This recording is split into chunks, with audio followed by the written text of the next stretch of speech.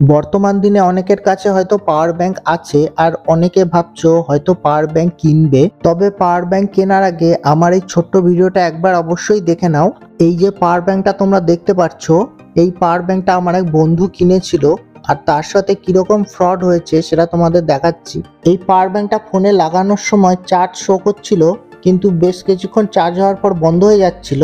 এই সমস্যাটা কেন হচ্ছে জানতে ভাবলাম পাওয়ার ব্যাংকটা একবার খুলে দেখি। তো এবার তোমাদের আসল ব্যাপারটা দেখাচ্ছি এই পাওয়ার ব্যাংকের মধ্যে কি আছে। তো দেখতেই পাচ্ছ তোমরা, এই পাওয়ার ব্যাংকের মধ্যে রয়েছে মাটি আর রয়েছে পুরনো মোবাইলের ইউজ করা মানে ফেলে দেওয়া দুটো ব্যাটারি। এই ব্যাটারি দুটো একসাথে জয়েন করে এই সার্কিট বোর্ডের সাথে কানেক্ট করা হয়েছে, যাতে এই পাওয়ার ব্যাংক মোবাইলের সাথে কানেক্ট করলে জাস্ট চার্জিং এর বারটা শো করে, কিন্তু চার্জ বেশিক্ষণ হয় না, কারণ মোবাইল চার্জ হওয়ার মতন তো ব্যাটারি নেই এর মধ্যে।